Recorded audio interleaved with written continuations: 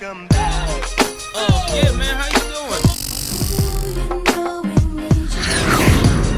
You know you like that. What's up, y'all? Welcome back to Math Talk with Mr. Faison, and I'm Mr. Faison, or Mr. Faison. As long as you know, today we're back to working with understanding polynomials, part 2. All right? So, go ahead, get your paper, pencil, get ready to take screenshots, do what you got to do. Let's tap in.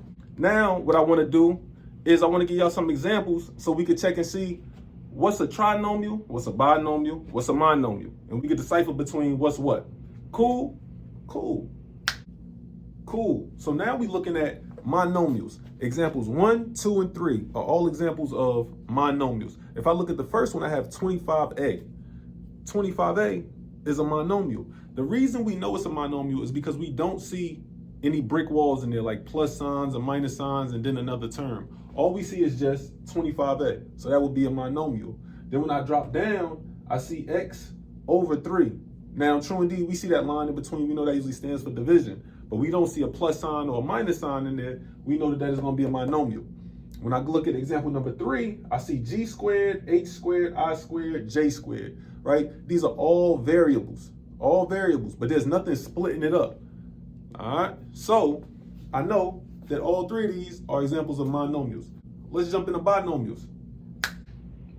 Cool, there we go. Now we're talking about binomials. And just like a bicycle has 2 wheels, a binomial has 2 terms, like we talked about earlier. Now, if I look at my first one, it has 7y minus 1.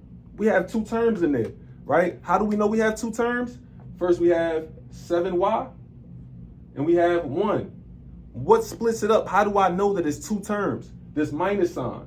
That minus sign, remember, is like a brick wall, and it's splitting up the 7y and the 1. So that's how I know I have 1 term, 2 terms, right?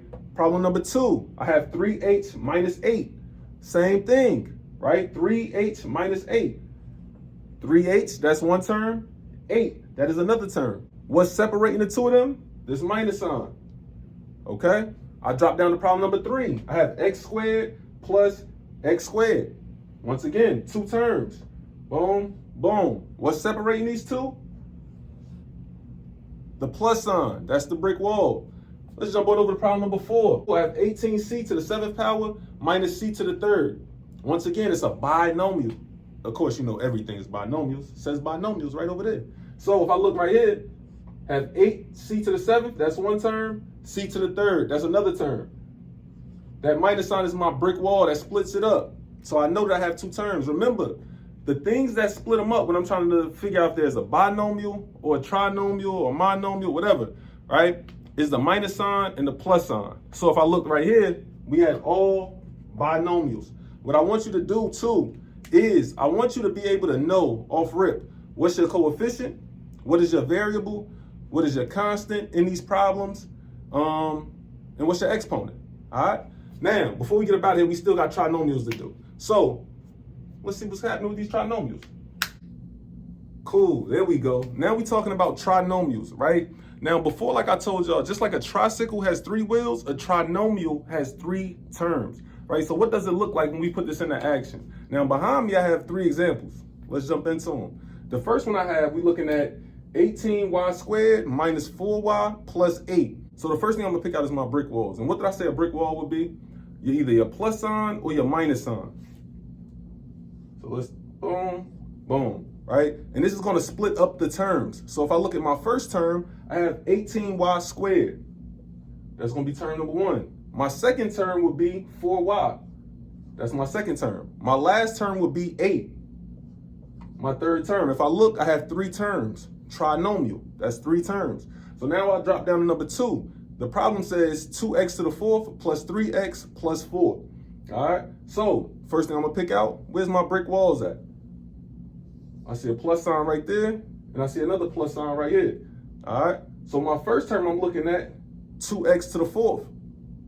My second term I'm looking at is 3x. My third term I'm looking at is 4.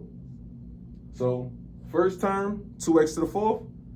Second term, 3x. Third term, 4. So now we drop down to problem number 3. Problem number 3 says 10a to the 2nd, b to the 3rd, plus 5a, b to the 2nd, minus 6. Yeah. So when I'm looking at this, the first thing I want to indicate is where my brick walls at. First, I see a plus sign. Then I see a minus sign. Now I can go back and pick out my terms. My first term, 10a to the second, b to the third. My second term, 5a, b to the second. My final term, 6. Once again, those are 3 terms. That's a trinomial. These are all examples of trinomials. Hey, look, y'all. Hey, that's another episode of Math Talk with Mr. Faison. We just got finished knocking out understanding polynomials. I'm going to catch y'all on the next one, all right?